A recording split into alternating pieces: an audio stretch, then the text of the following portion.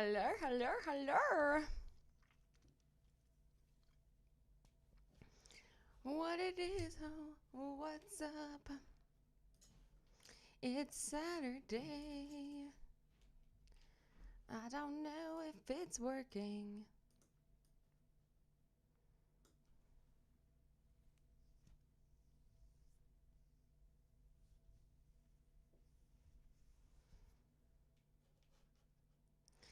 How do you know?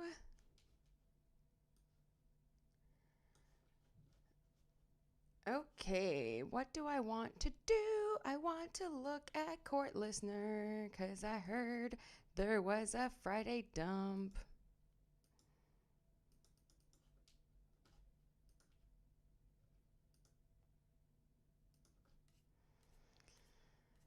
Let's see what's happening on Court Listener.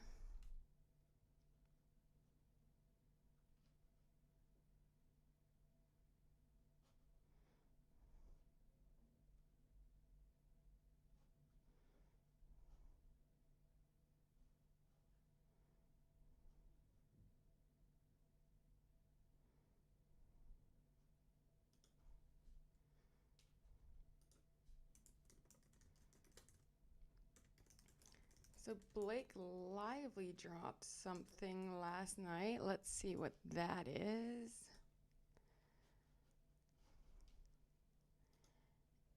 I think there's two of them.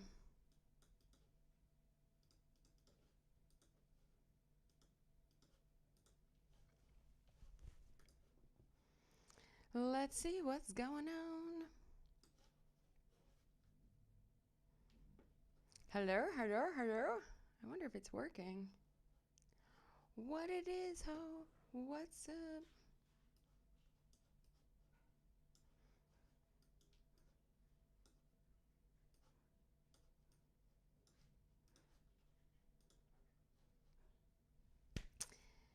Hello, how is everyone doing? I don't know if this is working or not. It's so weird to go live. I have to change like configurations and stuff, and it's only my second time.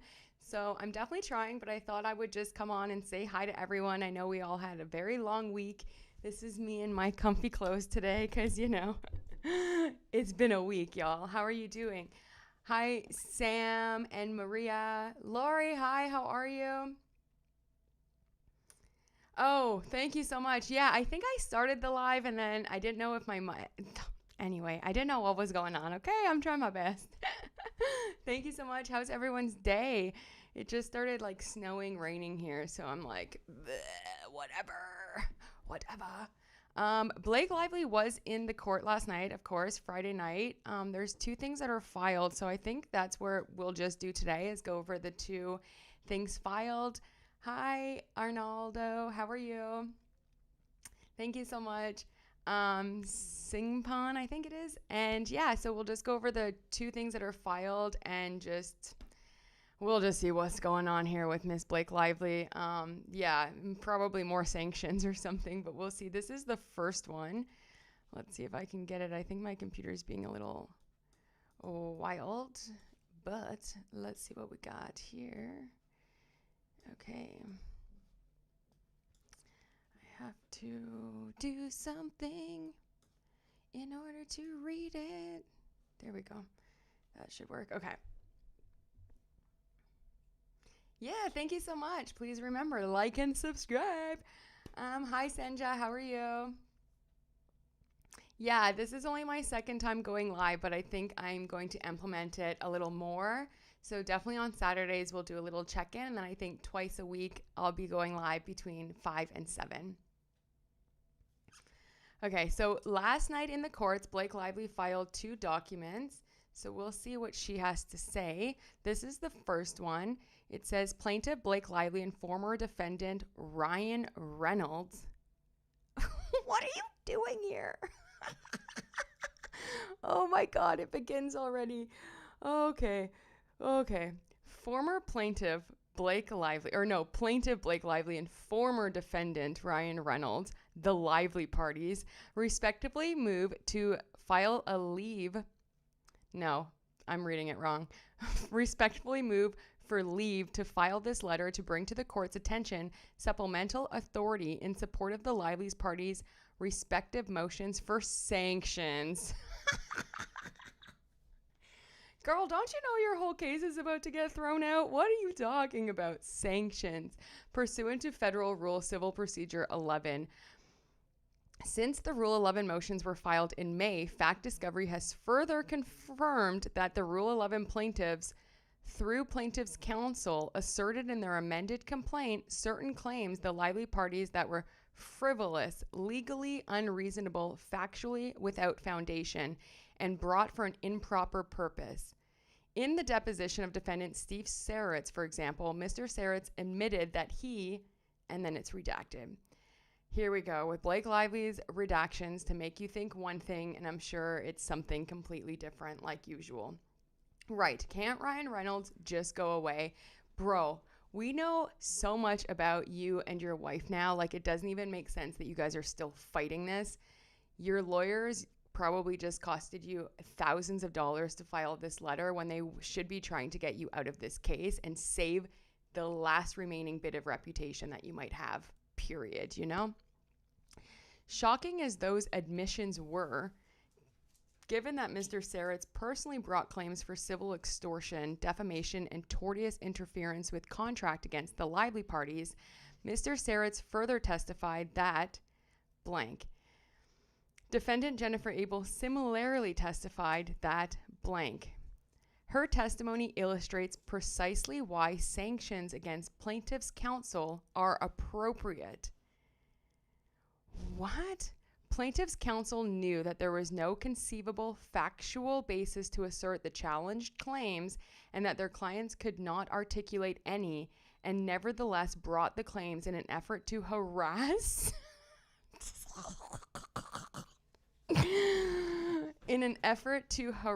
the Lively parties, create delay, and increase costs of litigation. The Lively parties respectfully request that the court consider this additional evidence when imposing appropriate sanctions in light of the substantial Rule 11 violations. Guys, what do you think about this? More sanctions now on the counsel and I guess on Steve Saritz? Is that what she's doing? With Ryan Reynolds? Yeah, no, Kristen, you're absolutely right. It's getting to the point where Ryan Reynolds, I mean, it's like, bro, save some face, right? Because this is, I mean, after everything that we found out, that we already kind of knew since the Wayfair filed their own claims, but now so much more detailed.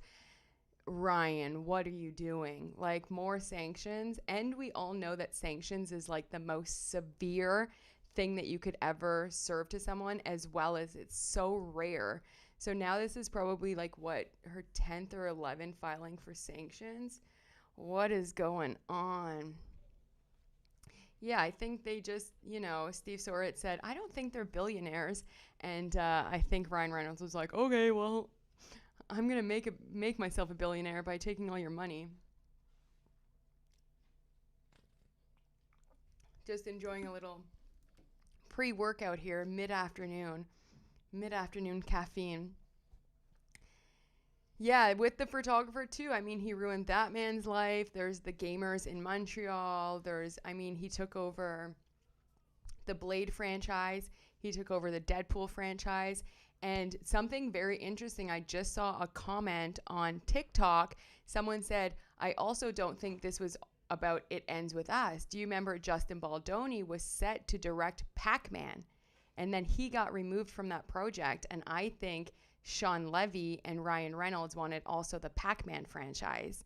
So I think there's a huge bigger picture here coming from Ryan Reynolds that he actually wanted It Ends With Us and the Pac-Man franchise. Yeah, I mean, at this point, they must be going broke because, like, what is going on? I mean, this is just absurd. But we'll get into the background of it now, I suppose. Sanctions and redactions and subpoenas. That's what Blake Lively is about. On May 19th, 2025, Miss Lively filed her Rule 11 motion. That motion outlined in detail how the Rule 11 plaintiffs each brought multiple claims against Miss Lively in the FAC absent any legal or factual basis. Okay. It's funny that she can say that because she herself still has not shown any evidence whatsoever. There is no legal basis for any of her claims either. So it's like kind of calling the kettle black. I think that's the saying. Specifically, Miss Lively demonstrated that one, Mr. Saritz, Miss Nathan, Miss Abel, and It Ends With Us LLC each sued Miss Lively for extortion, despite the FAC containing no facts that Miss Lively made any extortionate threats against any of them or deprived them of having anything at all as a result. She's just asking for trouble at this point because did she even read the summary judgment? There's so much evidence of her extorting, threatening, saying that she wasn't going to promote the movie if she didn't get in the edit room. She wasn't going to promote the movie if, XYZ, they removed Justin's film by credit, all of this stuff. That in itself is extortion. So you threatening to not do something in order to get something, that's what we're here for, That is nutty. 2, Mr. Saritz, Miss Nathan, and Miss Abel. Actually, let me make this a bit bigger for everyone. There we go. Mr. Saritz, Miss Nathan, and Miss Abel, Mr. Heath, and It Ends With Us Movie LLC each sued Miss Lively for interference with the contract and prospective economic advantage in relation to a talent agency with which they had no contractual or economic relationship at all. And 3, Mr. Heath, Mr. Saritz, Miss Nathan, Miss Abel each sued Miss Lively for breach of the covenant of good faith and fair dealing without any allegations in the FAC that any of them were parties to the actor agreement the claim was based on. Blake, you must be losing your mind because Jed Wallace was already dismissed from your case because you brought him in when he had no business to be there. Jen Abel was brought in when she wasn't aiding and abetting harassment. I mean, she put Steve Soritz, for example, when he wasn't even on set. So it was like, okay, so you lumped all of these people in with sexual harassment allegations, and now you're trying to file sanctions on them because they lumped all of you in with their allegations? Is she okay at this point? Are her lawyers must be, what do you guys think of the lawyers? They must just be at this point banking the money, right? Because this is, I don't know. This is just, after everything we saw this week and everything that Jen Abel filed and then everything that Wayfair filed, the response is to file more sanctions? Shouldn't they be working on their response to the motion for summary judgment? Yeah, the responses are due December 3rd, and then they have their first court date with Judge Lyman on December 6th. Ms. Lively further demonstrated that plaintiff's counsel repeated public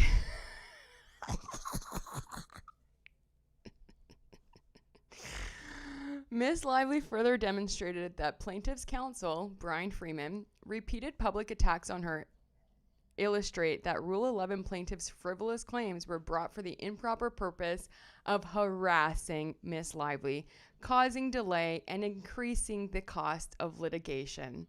On May 20th, 2025, Mr. Reynolds filed his Rule 11 motion, similarly asserting that the Rule 11 plaintiffs' extortion claims and interference claims were legally unreasonable and factually baseless. In addition, Mr. Reynolds explained how the Rule 11 plaintiffs' defamation claims against him were also sanctionable, as not for the Rule 11 plaintiffs could identify a single defamatory statement he made concerning them. Wow. Yeah, her lawyers are laughing all the way to the bank. The thing I feel like in the Wayfair FAC is they didn't go as hard on Ryan Reynolds. I don't think they actually had all of the evidence that they do have now, because he was dismissed because the judge said, well, he was just repeating things that Blake Lively had put in her CRD, right? So he had to take that as true.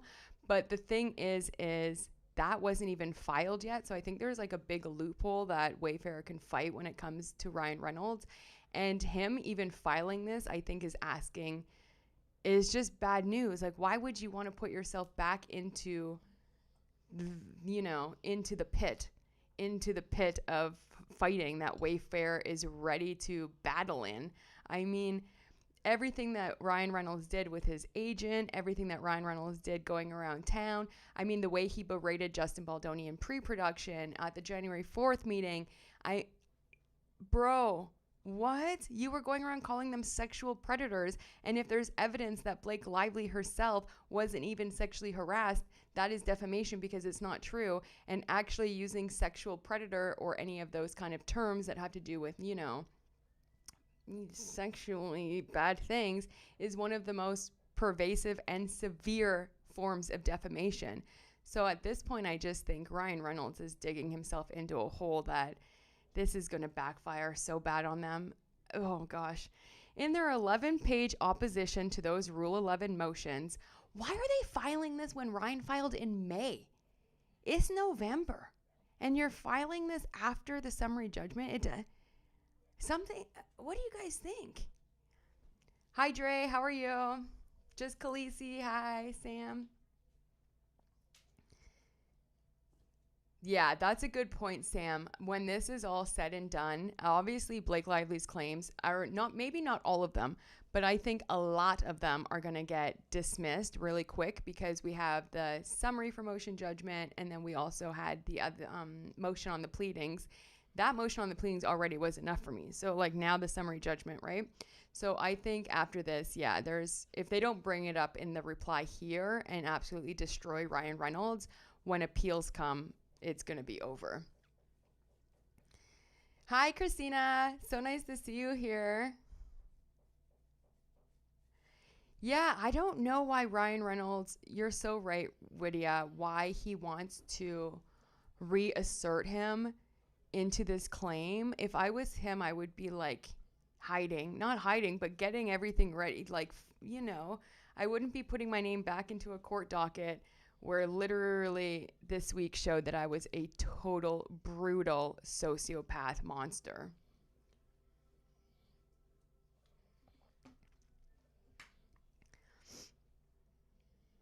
For someone who thinks he's so tough, it makes me wonder why he has to take his mother everywhere with him. I think so much of this comes from his insecurity. Oh my God. True. But also as a grown adult, I call my mom probably 5 or 6 times a day. With every minor inconvenience or any minor celebration. But he does use his mother and father a lot to get out of things, I feel like, and uses his mom a lot as a prop. But I also see Blake Lively does the exact same thing with her mom. And the most recent one, of course, was at the Time magazine when she was, most influential woman, one of the most influential women of 2024 or 2025. Yeah, his mom is a boy mom for sure. I mean, oh my gosh. I just think she participates in a lot of the, PR stuff that saves Ryan and makes him look relatable and a good guy. But he's not. He's a psychopath, and Blake Lively is a narcissistic sociopath. So, in my opinion, all alleged and for entertainment purposes only. Don't need a cease and desist or whatever, I'm sure it's coming. I'm sure as soon as Stephanie motherfucking Jones sees any of my videos, it's a wrap. Okay, we go on here. Where were we? In their 11-page opposition to those Rule 11 motions, the Rule 11 plaintiffs and their counsel did not dispute that their allegations were legally and factually baseless. Instead, their only arguments against the imposition of sanctions were that Rule 11 sanctions were unavailable to address pleadings that could be subject to a Rule 12 motion to dismiss, and that out-of-court statements could not be considered to establish an improper purpose. Yeah, Justin's parents seem Justin's dad is amazing. Do you know that he set up, when this all came out, that huge thing in the high school that said, be more like Justin, not like Blake, or not like Ryan or something? I forget what it was, but you can tell they're super supportive of, Justin and his position that he's in right now. At his deposition, Mr. Saritz was, and then it's blank. I don't know why it's redacted since Mr. Saritz pretty much provided us with a lot of his deposition already. When asked whether he had any factual basis for his extortion claims, Mr. Saritz, and then it's blank. And I'm sure he just said he was just part of the part of the lawsuit. He's the financier. He was named. He was this. And it was clear extortion. I mean, I don't know how they're trying to argue that what they did in post-production and how they tried to take over that film is not extortion, as well as Blake Lively has deleted evidence now and will not provide the metadata for her 17-point return to protections. Perfect. Great. So, when did you guys start concocting that little thing? Was it the day after you were told no, or, Oh my gosh, the Steve Saritz deposition. If y'all haven't seen that video, oh my god, I'm actually gonna edit a couple of just his deposition and put it out because I think it's pretty shorter part of the last half of the video, but I think everyone needs to see it because what Steve Saritz showed me is like, number one, he's too rich to care. They were like, how many times did you how many times did you listen to the Claire Ayub recording? Once. If it was me, I would have been listening to it 10, 50 times, but that's what happens when you have the truth on your side. But it showed me that he is like unbothered because he knows who his people are. He completely trusts Jamie and Justin.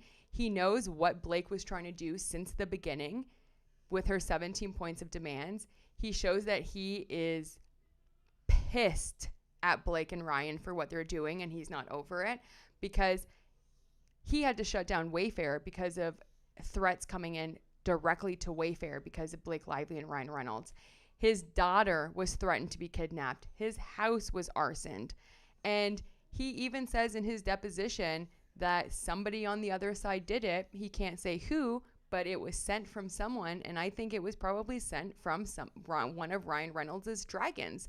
I fully believe Ryan Reynolds is at the top of this and has been. He is the reason him and Stephanie motherfucking Jones really are the reason why we're here today. And yeah, I mean, if he sent someone to do all of that to Steve Saritz, I wouldn't be surprised. Yeah, I was so impressed with Steve, but he shows that he takes his family and his business and his people very serious. And when you have the truth on your side, you can literally just be so unbothered by it because at the end you have the evidence and you have the truth, and now the entire world sees it, Yeah, Dre, you're so right. Like, I can't believe that they could take on a billionaire and that he was going to do nothing. Like, they really thought that they were just going to get away with this. And the truth is, they could have walked away with it.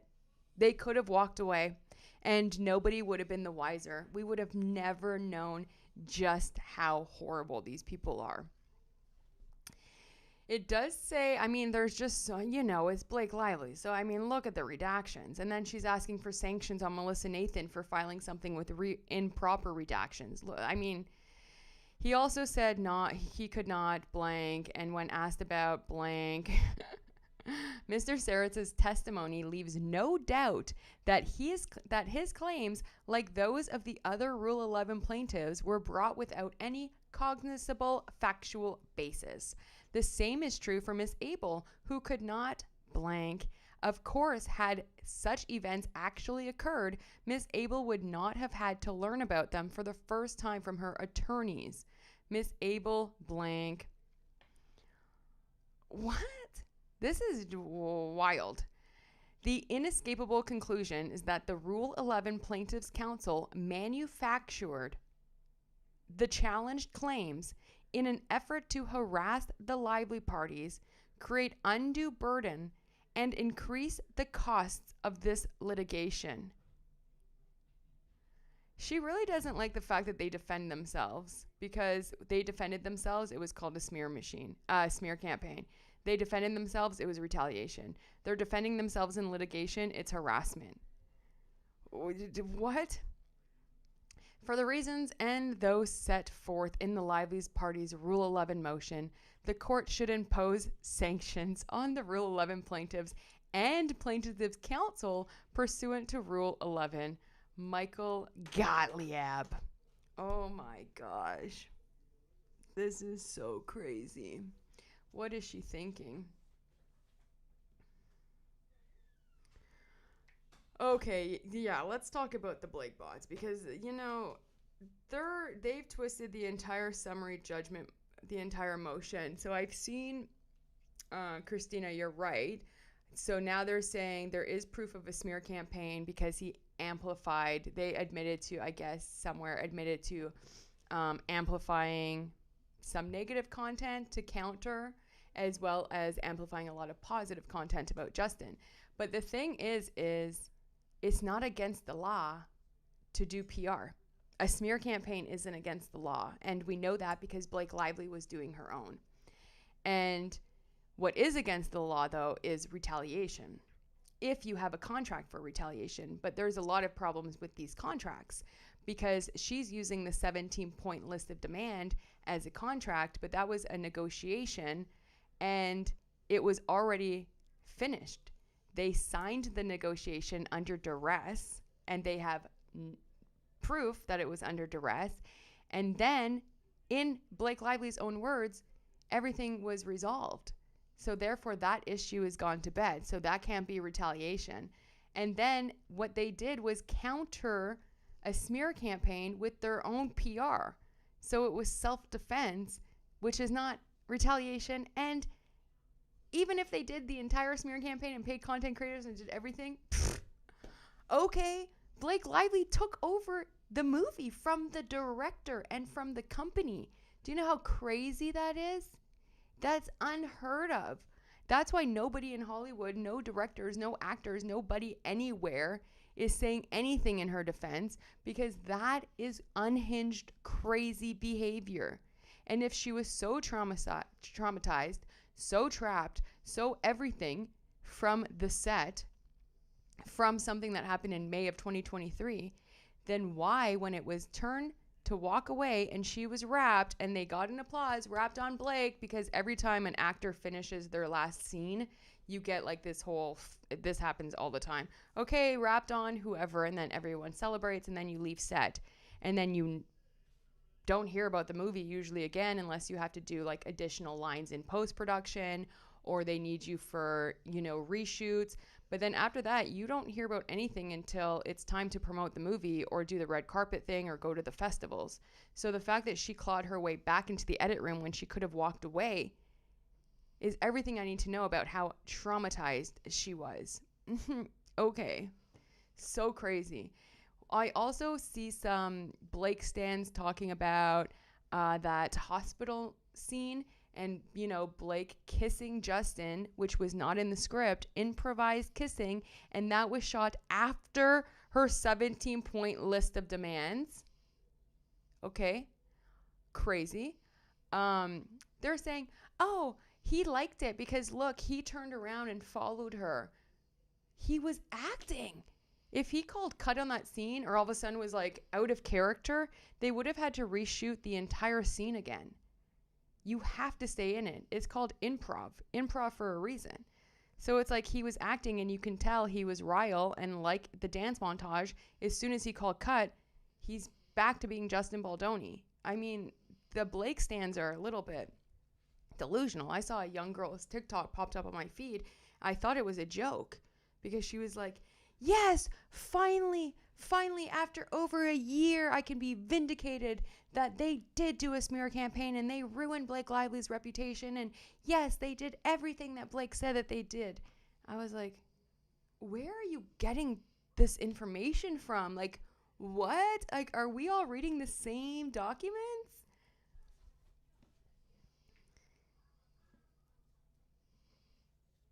Oh, yeah, Sam, you are so right. Shapiro killed it. I think this was some of the most brilliant writing so far that we've seen. I mean, yeah, the answer to bring on the new lawyers was really great. And I just saw that actually Jennifer Abel just brought on like 2 new lawyers too. So they're not done. They're still going.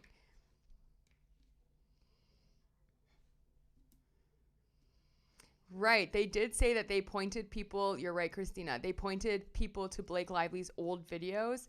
But okay, so real people, and even I in August, after Blake Lively made the, came out and said, oh, actually, my husband wrote the rooftop scene.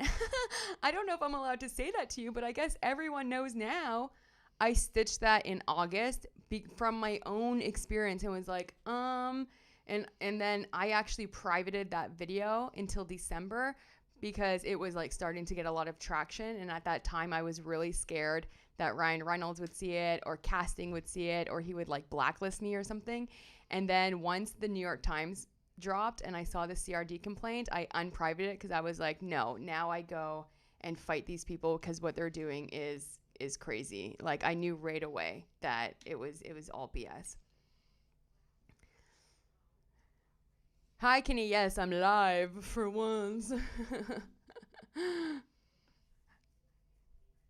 So, Kenny, if you missed it, Blake Lively, I'll pull it up here. So, Blake Lively and her husband, Ryan Reynolds, are asking for more sanctions or asking for an answer on sanctions. I don't really know what they're doing. I think they want more sanctions, but now they're asking for more sanctions on Steve Sarretts, Jennifer Abel, and Brian Friedman is what I'm getting from it. So that was filed last night.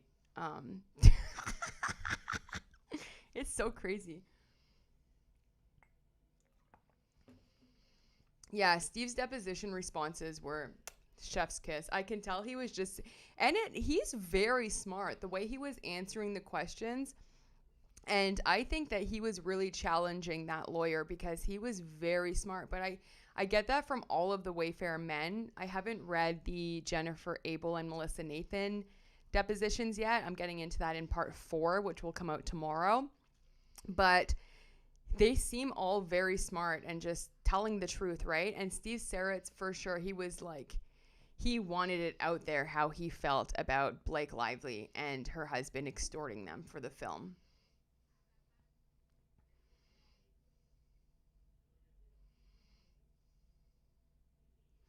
Yes, maybe there's something happening with Van Zandt. Actually, that's a really good thing. He's trying to create more distractions, which is a total move that they do, right? They try to create. That's just like the day after the summary judgment dropped, Blake Lively was posting tons on her Instagram about her hair care products and stuff, and I'm like, girl, don't you have, I don't know, something better you should be doing with your time? Like, I don't know. Yeah, they never cease to amaze me. This is the craziest. This is one of the craziest responses I have seen. Um, what are they doing? It just doesn't make any sense. Yeah, Steve is so over it. Why does Ryan want a part of this? This has to be some of the craziest self-sabotaging I've ever seen for a couple, and it's happening in real time to go from power to zero, and it's going to happen. I mean, I'm surprised Ryan is still getting work, but I think when this is all said and done, they're going to have to like go away for a couple of years or at least fund their own projects, which is like if Blake Lively wanted her own movie, why Ryan has tons of money, she has tons of money, she could have made her own. I mean, I try to make my own movies and I'm 1% close to what they have, in the bank account. So if you want work and you want to work on characters and stuff that you want to do, I mean, create your own. I don't know what Ryan is thinking trying to come back into this. It is just absolutely insane. They did file one other thing, so I'm trying to get to it right now. Let's see if I can. Doesn't seem like my Chrome is going to work. What's going on? Okay, here we go. Let's see here. What's popping? They filed something along with this, so I'm just going to try to pull it up. But of course, technology. Okay, well, I got to remember I'm on live and I can't just edit some of my weird things out, so I'm so sorry. Yeah, they're literally digging their own grave.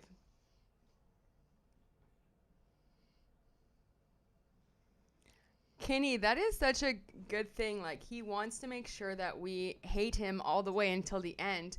I mean, if he's going to be the villain, he's playing the villain real good. Like, he's playing that card, you know? Someone on Reddit gave, "Oh, Alpine, you're here. You know, Alpine is from Switzerland. Isn't that the coolest thing? I mean, the internet is all a wild place. We're all from so many different places in the world, and I just thought that that was really cool. So, welcome back, Alpine. Someone on Reddit gave a leg reason on why they filed this document. It was on the It Ends With Us sub and apparently may have something to do with the possible, oh, the appeal. But I don't understand the legality. Huh. Could it have something to do with the appeal? I mean, Ryan Reynolds filed this in May, right? This Sanctions. That's when Blake Lively first started with Sanctions. So to now come back in November after summary judgment, unless they were already planning to file this, but what I think is really crazy is there was emails, and we went through this last week really quickly because it was just like one little quick email chain from lawyer to lawyer talking about submitting summary judgment. And Blake Lively's counsel negotiated with Wayfair's counsel the length of what the summary judgments could be. Like, as in they were both going to file, and then they never even filed anything. So it's kind of like, I feel like they bamboozled them into a negotiation as well of what they can file, like how long it can be, in order to not give everything that they're supposed to give either. So they're just playing like such a weird game. And Blake Lively is freaking deleting evidence. Hi, Veronica. How are you? I see you. Oh, I'm so sorry if I never saw your comments before. Thanks for being a member. Yeah, I definitely see you. Welcome. Ryan Reynolds and Blake Lively hate the public. I think some of their motions is to show their peers, see what we'll do to you. Yeah, I think they definitely hate commentators and YouTubers and TikTokers and the internet sleuths for sure. I mean, yeah, I think they wish that there was no internet, honestly.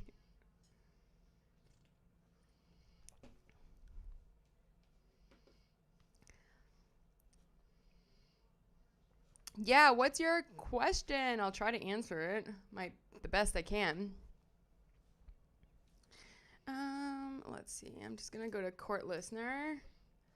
I can't see the chat when I'm pulling up the next document, so just give me 1 second, guys. Just want to let you know. I want to get that last file filed by Michael Gottlieb. Okay. So you have, I'm sure this is going to be under seal. They put Steve Saritz's deposition and Jennifer Abel, but it's under seal. And then there's a declaration of support. So I'm just downloading that now. And then I'll open it up. Okay, there we go. Okay, we're back in the chat. Oh my gosh, thanks, Clark. Thank you so much for watching the acting video. I really appreciate it. Yeah, I used to do tons of like monologues and acting videos and stuff on social media. And then this case came about and it completely changed everything. And I actually love it. And yeah, thank you. I love acting. Today I'm going to make a little bit of an announcement, but since we're all live, there is a film festival called Seoul Film Festival, SEOUL. I'm going to make a video a bit later, put it in the post with the link. But Desire, my short film that I directed, my first directing job, I'm also the lead. It's in that film festival. It's a virtual film festival, so you can just buy a ticket, not very expensive, and you can watch tons of films. I'm in the category for Best Short Film and Best Female Director. So I'll definitely make a post about that. You guys can get the link. And if you wanted to go watch the film, it's 15 minutes. It is a thriller, and there's a little bit of sexy stuff in there, okay? So just get ready if you're watching it with youngins or something. It's I would say more 18 above, okay? Oh, cleaning and listening. Yeah, that's what I'm going to go to next is the Saturday adulting, right? That's what we do.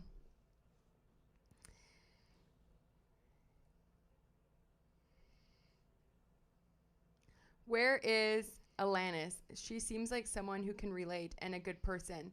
Like Alanis Morissette? Is that what we're talking about, Veronica? I think so, right? I mean, I feel like if Alanis and Scarlett Joe came and just like told us what their relationship was really like with Ryan, like really dived in, um, it would be even more of a wrap for Ryan, like even more. Thank you so much. Yeah, it was a really cool experience. It was really challenging, actually. I will say on this film, being a woman director and my first time directing, I thankfully had a really amazing AD and a really amazing co-producer with me because being the lead, I had to be in 90% of the shots as well as direct. And um, as the director, I was challenged a lot by some of the men on set who obviously have a lot more experience filming stuff and directing stuff, but I was the director. And it was quite challenging, and I learned a lot. I'll say that. And one day in the future, I'll go over the exact experience, but I don't like, throwing people under the bus or, doing anything like that. But it was very challenging, and I couldn't even imagine then what Justin Baldoni went through. Like my film was, I think we had a $18,000 budget, which is ridiculous for a short film. You can usually do a short film for around 5. But I make it a point that every single person gets paid. Nobody works for free. Everyone gets really fed, accommodations, so that's why the budget was a little bit inflated. However, I could not imagine what Justin Baldoni went through on the scale of that film, being the director, dealing with Blake Lively, when just in my own experience, I dealt with those kind of aggressions already, but like on a smaller set. So it's just, it's heartbreaking.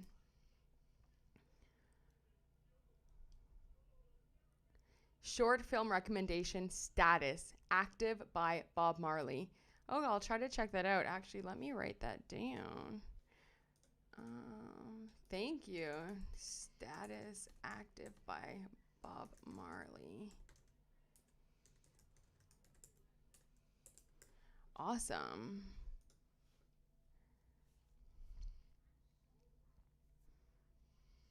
Oh yeah, thanks. Yeah, the clip when I was in labor, that audition was so crazy. I loved it. And on set every day wearing the big prosthetic belly. I was like 8 months pregnant in the movie, and going into labor and doing those scenes were so crazy. I loved it. It was so emotional. I had to go to some really like emotional places because it's a bad labor, and I'm about to lose my kid, like, or lose my unborn baby. And it was very, very dark and heavy and awesome.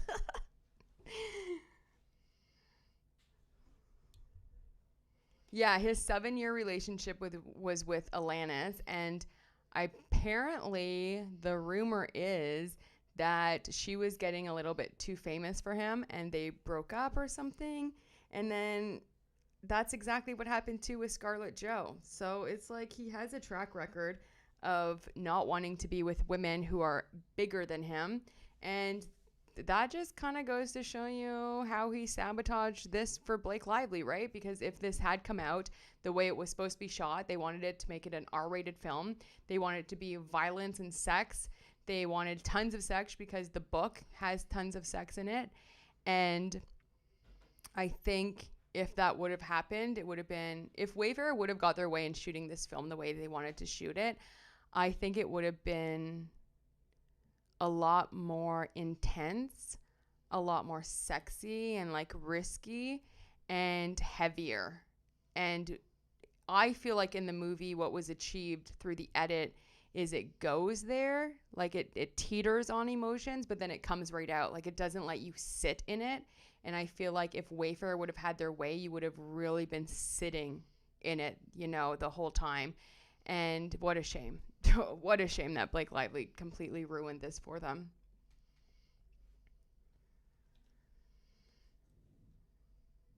Oh my God. A documentary on the real Ryan Reynolds would be wild. Wild. Maybe that will come out soon. Do I write my... Oh my gosh, sorry. At Clark wants to know, do you write your scripts as well? Yes, I do. I write them, produce them, cast them, and act in them. My favorite genre is horror thriller. That's my favorite. It's my favorite to act on. It's my favorite sets to be on. I love going to super heightened emotions. I love doing scenes that are crazy, violent. I like, yeah, I don't know. Yeah, like horror thriller is probably my favorite, but I also like diving into really, really heavy dramas. Like It Ends With Us would have been perfect. I just also saw Jennifer Lawrence in Die, My Love. The movie, but the acting was amazing, and that would be a role that I would love to do. Even my bestie turned to me and was like, you would kill this role. Isn't this like your dream role? And I was like, yes, it is. Hello, Lena. You can only be here for a few minutes. That's fine. Thank you for stopping in. Hang on. Wasn't it Giannotti from Sony who pushed the movie to be R-rated? Yes. So Sony with Wayfair wanted the movie R-rated, and there's text from Angie Giannotti being like, okay, so like, are you going to still be able to do it? Like, what's good? Because that was after, Ryan Reynolds in pre-production, before even going to camera, berated Justin Baldoni for fat shaming Blake because he asked about her weight. Like, get over it. And if that would have happened to anybody else, an actor's husband screaming at a director over something that has nothing to do with him, the actor would have been fired and replaced. The fact that they still went to camera with Blake Lively when she was causing so many problems in pre-production, to me, is absolutely nuts. Directed by Mandy. Hey! So right now there isn't, not yet. There's not really a place where you could watch all of the short films. There is one film that I did a few years ago that's on YouTube. It's called Beware the Manhunter. We won a lot of awards for that film, which is really great. It's a 7-minute short. That's on YouTube right now, and Desire will be coming out. And then soon there'll be more and more. I want to get into like maybe doing more acting and stuff, like monologues maybe once a week or something, just to like keep acting as well. But yeah, we'll see. I just do so many auditions and then do so much YouTube that it's hard to just keep being on camera, Reynolds dropped his name in there as a last-ditch effort to pursue the court and the judge. Yeah, probably just a reminder to the judge, like, actually, that's just coming to me. He probably wanted to remind the judge, hey, it's not just Blake Lively here. Ryan Reynolds.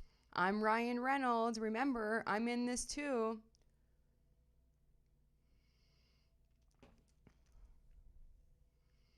Yeah, all that talk about Justin Baldoni forcing sexual content, and it was Sony.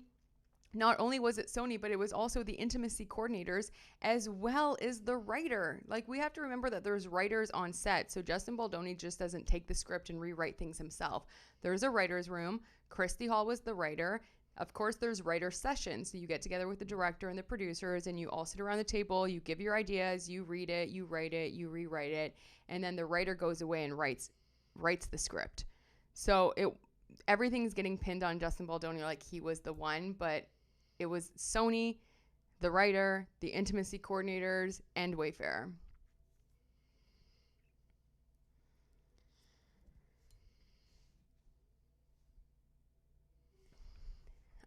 Just hang in. You could watch a movie this weekend if you want. It's called Invited. Oh my God, I can't believe I forgot. It's a thriller horror movie kind of based on a real life cult, actually. I'm pregnant and I actually have a labor scene in there. And it's called Invited. And I think you can watch it for free right now on Tubi, if I'm not mistaken. And yeah, check that out. And there's some videos and a short film on my YouTube as well that you can go and watch and check out.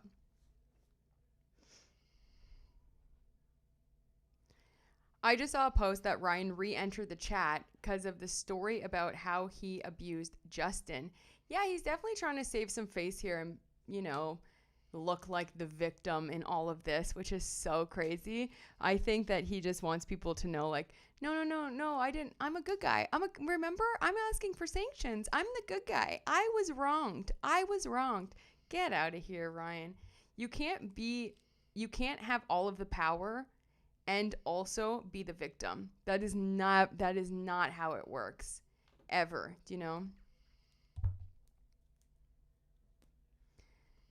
And I was actually so pissed even with Wayfair when they said that they changed the entire shooting location for Blake Lively.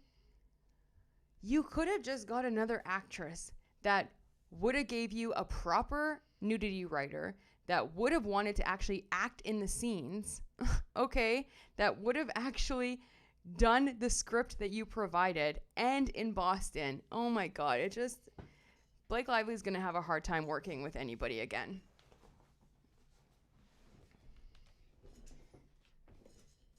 Okay, let's see what this... It's pretty short, I think. Yeah, it's only 2 pages. So this is just... Oh, it's nothing. It's just Michael Gottlieb's declaration.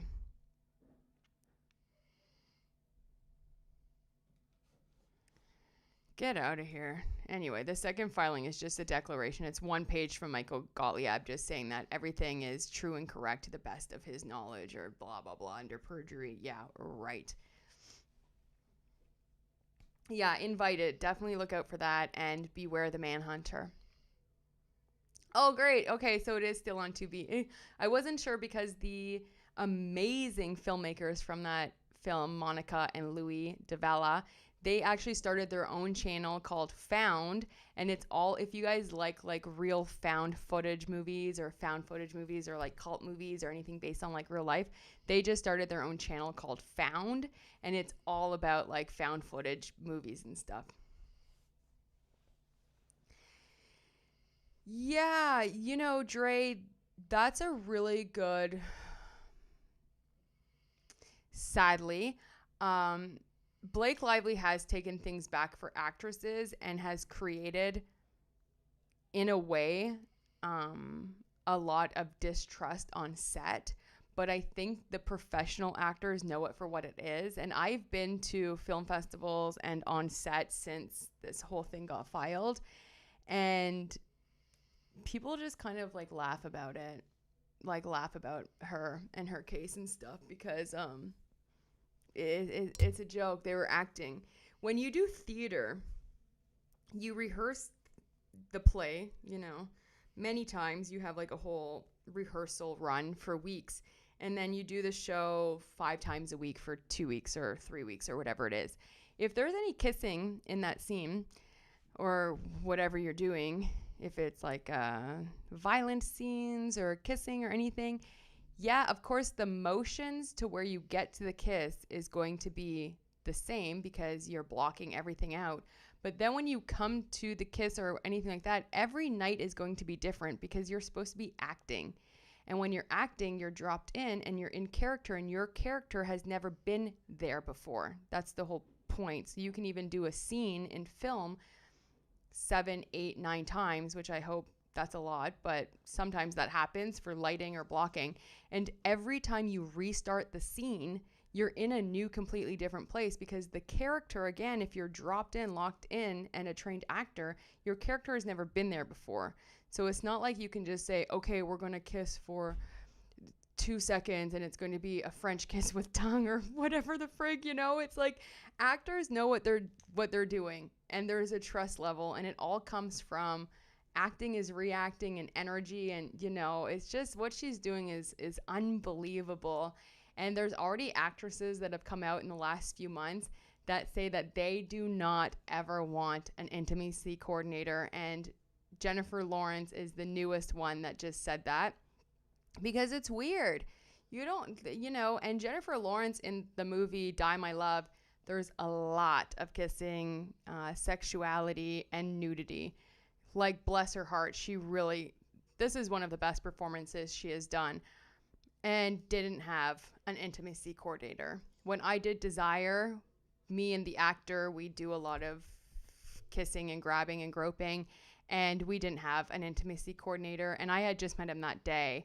I got his self-tape audition. I did a callback on Zoom, and then we had a Zoom meeting to discuss comfortability, trust, things like that. It was just me, him, and my co-producer. And then I met him the first day on set that morning, and 3 hours later, we were engaged in misconduct, you know what I'm saying? And it's just when, and then you do the scenes, and then you just like move on. And we tons of kissing, butt grabbing, neck licking, like tons of stuff that, was just written basic in the script, right? They kiss, they make love, black, fade to black. But when you're shooting it, there's so many different camera angles, close-ups. I love working with like extreme close-ups, wides. You want a master shot, so you have to do it over and over and over. So for Blake Lively, they'd be like, we shot it more times than needed. Bitch, how do you know? Because you're not the director. You don't know what the vision is. Anyway, that's my monologue on that. I hope she doesn't change. I hope she doesn't set the film industry back, but I can already tell because of this, there's definitely going to be a lot of stricter rules on set, and I can already see when women do feel uncomfortable, which does happen. This is a very rare circumstance, I have to tell you. There is rules, and there is women who do get taken advantage of, especially still in casting, in auditions, on set, and they should be able to say something. And I feel like now, if a woman is going to say something, the heads of the organization or whatever are going to make jokes of it. Oh, she's just another Blake. Don't be a Blake. Oh, look, we have a Blake here. And that's how I feel like she has set female artists back, because now our voices are going to be diminished over actual serious allegations.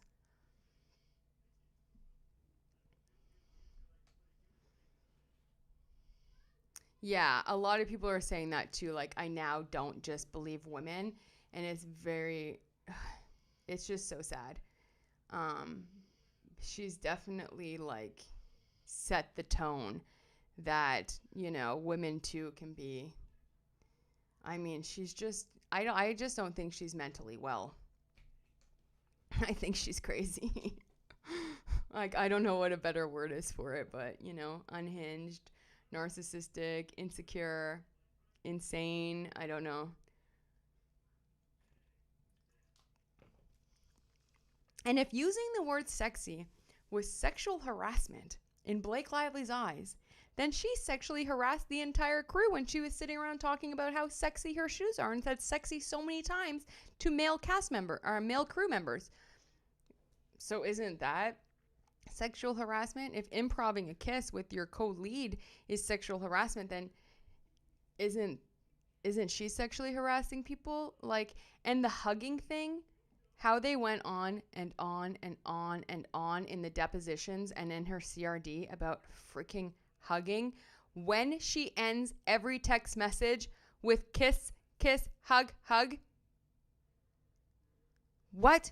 And there's video of her running up to Justin Baldoni, getting out of a car and hugging him. Like, hugging. I can't believe it. And you could talk to anybody who works on set. You don't have to be a hugger. And if you don't want to hug, don't hug. But if you are a hugger, there are so many hugs that go on. And I find the more in commercials, not really, because commercials, you're only usually there 1-2 days, but it still happens. But you don't get an opportunity to like become a family in commercials. But in films, because you're there for so many days and because it's a lot more intense, I find the more intense and dark of the set, like of the film, the lighter the set is, because you're already so dark and intense that then when you're not shooting, you're just like a big family and kikiing and joking, and it has to be light because you have to go to really dark places, like if that makes sense. So you can talk to anyone on set, like everyone hugs all the time.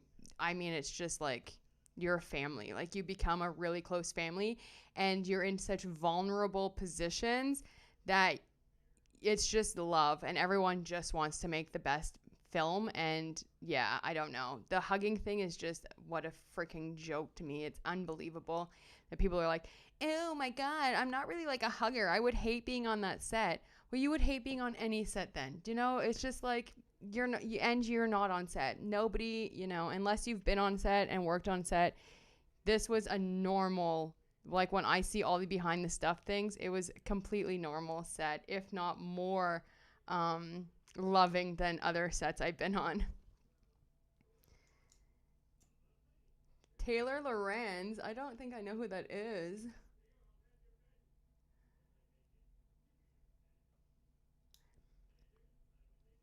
Yeah, it's hard for them to be in the moment. I mean, Blake Lively couldn't be in the moment to save her life. Look at that dance montage. She couldn't stop talking and laughing and giggling like a little girl.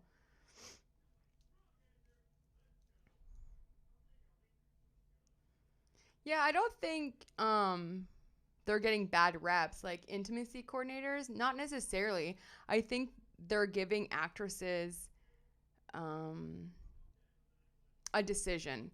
So they're giving them the choice, right? Do you want an intimacy coordinator or not? And a lot of people are choosing no, because we're trained, because we've done, I mean, I've gone into acting classes. I'm talking about classes, like drop-ins, right? Like every Wednesday from 5 till 7 or whatever. And I get into that class and I'm given a scene or a physical movement. I've done tons of like physical movements and improv and stuff. And I've never even met this person before, but we're dropped in a scene together, and there's physical touching and stuff. And then I've never seen that the person again, but we were acting like, do you, do you know what I mean? Like there's just an amount of trust that you need to have when you're going there. And if you don't want to do scenes like that, or you don't want to go there and you don't want to do, that's fine too. But then don't take on a role like It Ends With Us, obviously.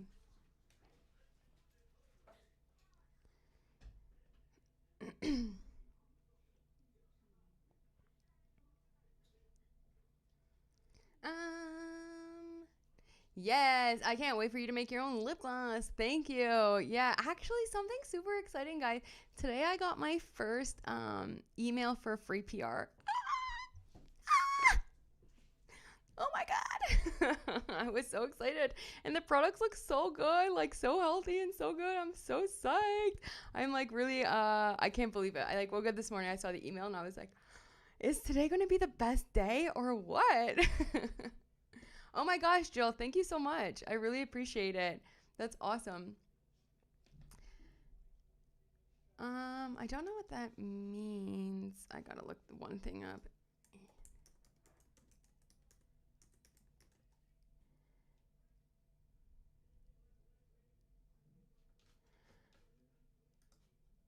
Oh, cool, Veronica. Sorry, I didn't know what the anarcho pacifist meant, but I looked it up. Cool.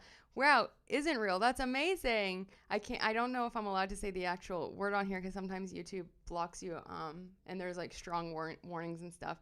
But that is awesome. I can't believe that's crazy. We're all here from all these different places. Amazing.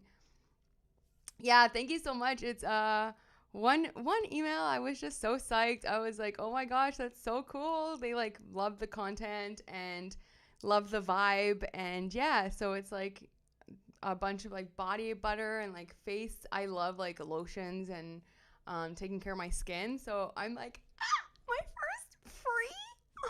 Okay. It's just so cool. My favorite lip gloss is this one. It's actually a dupe. Where is it? Oh gosh. Oh. Oh. Oh. I don't know where it is. It's a dupe, but it's Maybelline. And I think the real one is very expensive. Ugh, I can't find it. I'll let you know later. But it's Maybelline. It looks almost like this, but it's Maybelline and it's nude. That's my favorite. And then my second favorite are e.l.f. shimmer glosses. They're very compact and they have a great shimmer and hydration, which I love. I love e.l.f. products in general because they're cheap. Like, yeah, I'm a cheapo, okay? But and the quality is just as good. Like if I'm going into a drugstore to buy cosmetics, I expect it to be at a lower price point than going into a fancy retail store, right? So e.l.f. has always maintained a nice price point for makeup, and I don't really like spending that much money on that kind of stuff anyway. Hi, Jennifer from Florida. Oh my God, is it sunny there right now? Because it's snowing out here. Ugh. I want the beach. Have I tried the Beauty by Blake lip serum? I haven't, but now that you mentioned that, maybe I should go and get some stuff. That's something I never even got into covering and has always been on my list of videos to do. But there can only be so many videos in a day. But yeah, that's crazy that Blake Lively even was trying to sue Beauty by Blake. Oh my God, this girl has had a year. This woman is crazy. Yeah, I love e.l.f. e.l.f. cosmetics are awesome. Oh my gosh, Maria, thank you. Hoping the judge will see what we see. Justin messages broke my heart. I actually cried when it was being read. Yeah, when I was reading those messages, when he started saying, I was looking to God and looking to God for the words, and I felt like God abandoned me in that moment. I couldn't. I was like, oh my gosh, how do you get someone to such a state that that's how they feel? And obviously, you have to be aware of it, right? Like when you're saying something mean to someone or when you're holding someone accountable or when you're berating someone, whatever the situation, you can see how it's affecting that person. And if that's how Justin was feeling, like Ryan and Blake, they could tell, you know what I mean? Like you can tell. And the entire room was filled with people and no one even said anything or stood up or left. I mean, I don't deal with nothing like that. I would have grabbed my shit and left. I'm done. I'm over. It's a wrap, right? I can't believe Wayfair put up with that. Like, that just goes to show that they just wanted to finish the movie, get it over with, and be done with these people because that is crazy behavior.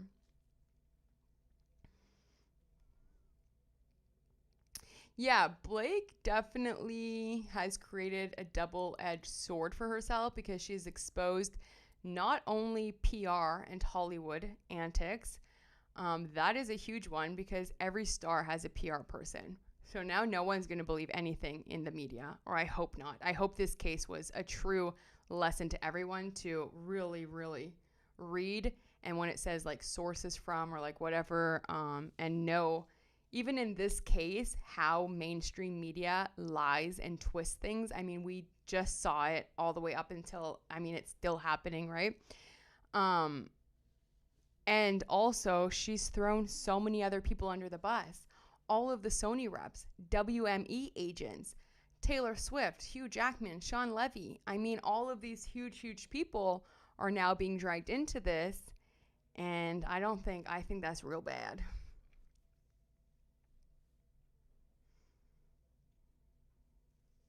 Oh, yeah, not a Blake Lively product. I would, no.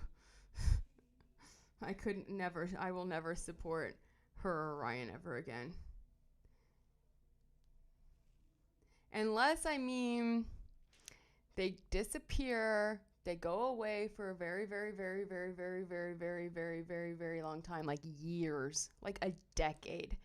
Do therapy, stay out of the spotlight, and then, I don't know, just become better humans. I mean, there's always room for change and forgiveness, but right now in my heart, I just cannot believe what they've done.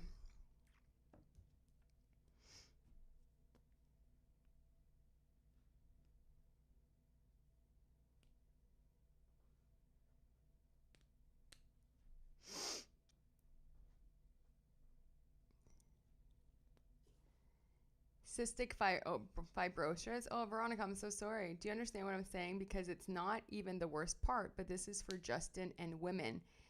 Yeah, I mean, oh gosh, I just don't know what Ryan and Blake are thinking. And can you guys imagine like being such horrible human beings to these men for like 2 years, starting a smear campaign against them, having the cast remove them, taking over their movie, berating them for hours in multiple meetings. I mean, all of this stuff, there's evidence, there's text messages, there's witnesses, and then still none of that got out into the media. Nobody knew. And then filing a lawsuit.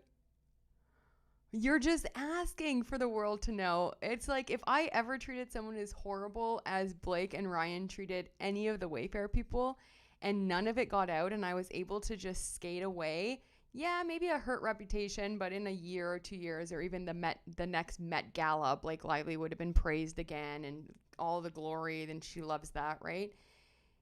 Nobody would have known. Like, I would have done everything to not have this information come out and thanked the heavens that it hadn't. Because if they were messing with anyone other than Wayfair, I can guarantee when she started taking over the movie, these text messages would have been leaked. These emails would have been leaked. And there wouldn't have been redactions. Nothing would have been under seal, you know?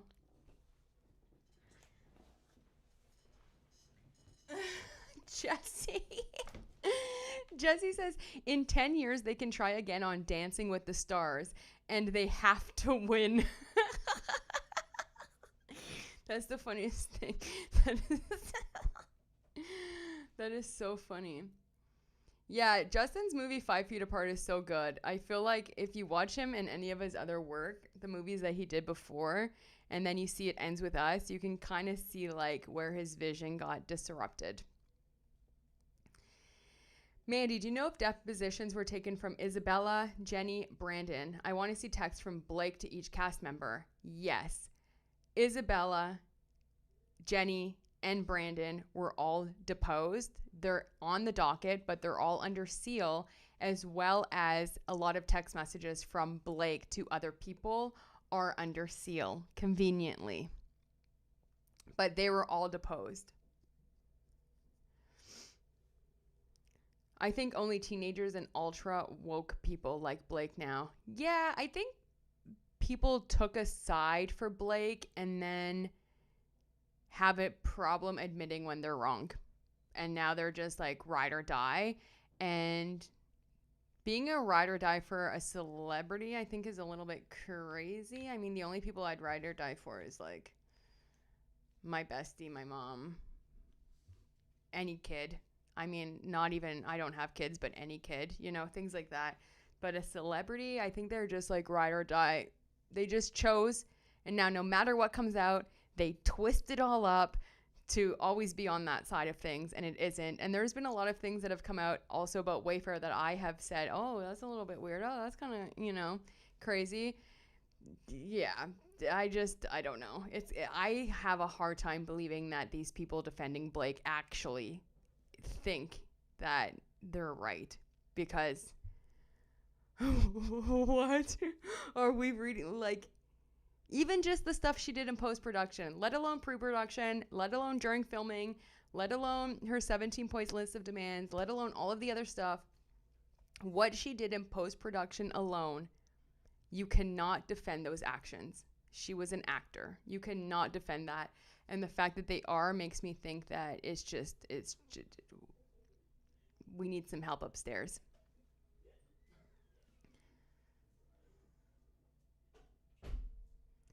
I just saw a picture of Liz Plank with Blake Lively at the It Ends With Us premiere while Justin was in the basement and then escorted to another property. The fact Liz watched.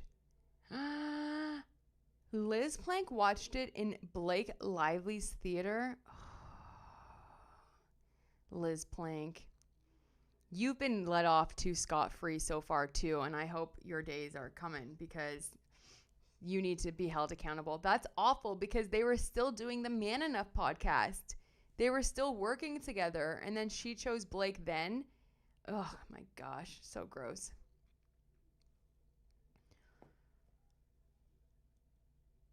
Yeah, the people in Hollywood are definitely paying attention, and yeah, I mean, everyone's paying attention, whether they admit it or not. Or, not totally the way maybe we are, because we're a little obsessed and crazy, but also detailed, because I want to know all the facts. I want to know with my own brain and with my own eyes that I get every single detail. I read it and see it for myself and not listening to headlines or just quick, clickbait videos. Like, I want to know all the details and form my own opinion. And I think a lot of people in Hollywood are doing the exact same. A podcaster said TMZ had a poll and 91% of people believe Justin. Damn. And you got to think 91% of those people, they're jurors. They're potential jurors, right? So, I mean, probably not them specifically, but it goes to show the public opinion already.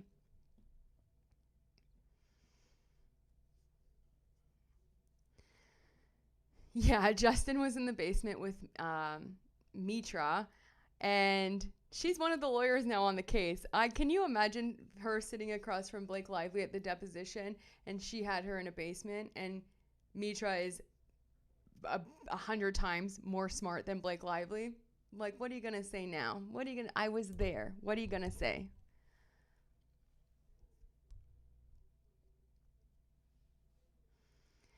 Blake stands are saying that things like he's a creep because he improved kisses and kept barging into her trailer.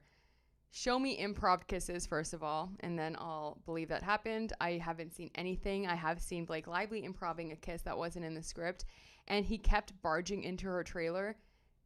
Kept barging in. There was 2 times she's saying that they barged in. One of them, there was a text message actually from her saying, "Come to my trailer, I'm pumping." And the other one was a complete misunderstanding with other producers. It was Jamie Heath, and the interaction lasted 1 to 2 minutes, and then he left. And then they joked about it and resolved it immediately after. So kept coming in is, it's very misleading, I would say, if not a complete lie.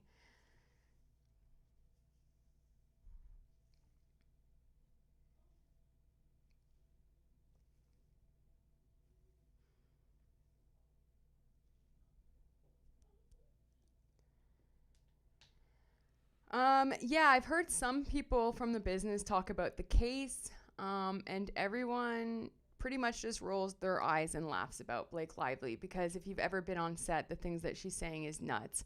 I mean, you're doing a film that has violence, sex, nudity in it, and you're getting pissed when they use the word sexy, although it's one of your favorite words to use. It's a joke. Saying the director lingered on a kiss is a joke. You have no idea how long the take is supposed to go. Saying there's too many shots taken is a joke because, again, you have no idea if they needed more shots or if they changed the lens or what they want to do and edit. So, yeah, everyone's kind of just rolling their eyes and laughing because it's crazy. Like Wayfair said in their summary for motion for summary judgment, they said this doesn't belong in a court. This is a battle of reputations. And I think that's exactly what it is. I mean, there's no way this got this far in the court system. For minor little miscommunications on set, And you know what? That Jenny, the man beater Slate, yeah, she admitted to beating her boyfriend, Chris Evans, when they were together. The fact that she filed a complaint because Justin said those pants look sexy on you. Are we grown adult? I like, what the frig is going on?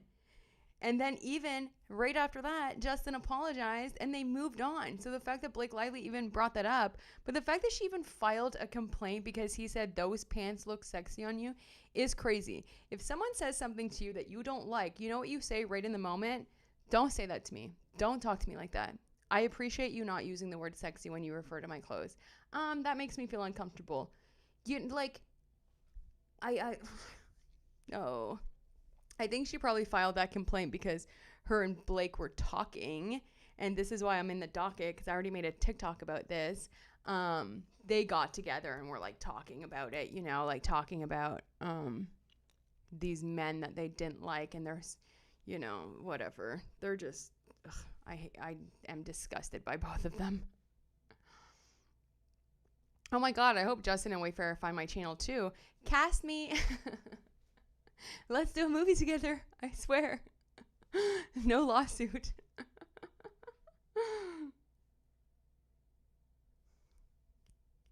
Yeah, I mean, they do have my TikTok, so I wouldn't be surprised if they weren't also watching my YouTubes for sure, which is awesome.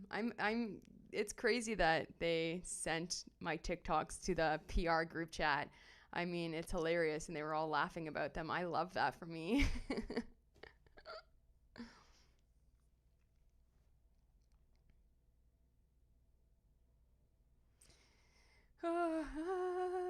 She's horrible. Yeah, looking at her makes me feel uncomfortable. Yeah, welcome, Jill. I appreciate you. So it's been almost like an hour and 20 minutes. So I think I'm going to go. I'm going to eat some lunch. And then tonight I'm gearing up to go to some, I don't know, my girlfriend planned something, some Christmas gala market thing. I'm not really sure. I'm not a huge Christmassy person. So the fact that it's only November 15th and I have to go to a Christmas thing is fine. But at least I get to dress pretty and wear some high heels and something, you know? I guess I'm too old, but if Justin said I looked sexy, I would be so flattered. Yeah, same. And you know, I say things like that all the time to other women, other men. You know, if it's not harassment unless someone says, "Hey, I don't feel comfortable when you say that," and then they continue doing it over and over and over. I mean, I would be if I walk on set and someone's like, "Damn, you look good." I'd be like, "Yeah, I know." You know, or shit, those pants make you look sexy. I would be like, "Damn right they do." Don't you want to look good when you're on camera? Like, I think the leather pants, the point of the leather pants was to look sexy, right? So it's like, I don't know. I think Justin is just like an open, friendly guy and he doesn't look at like men and women differently. So he was just, you know, throwing compliments around and just engaging. And they took it as, oh, he's a guy. He can't say that. Did it. And it's like, bro, like you're on set. Everyone's a family. Like, chill out. Like, calm down. Like, who would want people like that around that you have to walk on eggshells and be careful of every little thing you say because it's going to be turned and used against you? No, thank you. I've been in relationships like that, not looking for another, you know? Thank you so much. I'm so happy you're here too. Yeah, I think Wayfair and I would, you know, we would, I think we align morally proper together. And yeah, I think we would do great work together. But well, thank you so much. I really appreciate everyone being here. You guys are amazing. And yeah, now that I know, I took the notes down on how to configure my stuff so I can go live. So it'll be easier each time, you know? It's just like one of those things that you just have to get used to like doing it so that you can keep doing it more and easily. So I appreciate that. Of course, thank you so much. Thank you everyone for the super thanks. I really appreciate that. I love that you guys were here. And the part 4 will be coming out maybe tomorrow if I have time, but I do have to do an audition tomorrow after church. Maybe tomorrow, but if not, definitely on Monday. And then that will wrap up. I feel like the last part of the series is all in phase 2. So it's going to be a lot about the PR and the extortion of the film and stuff, which we've talked about a lot of at length from when they filed the timeline of relevant events. But I think we'll get a lot more good information as well as Jennifer Abel and Melissa Nathan's depositions. Thanks so much. Yeah. Fast learner. I don't know about that. I just stumble until I like stumble until I can walk, you know. I don't mind falling and failing every time. But thank you so much. I really appreciate it. And yeah, I love you guys. I love this community. Happy Thanksgiving to all of my American friends and to everyone else across the world. I love you so much. I appreciate you guys being here. And yeah, I'll talk to you soon, okay? Bye. See you.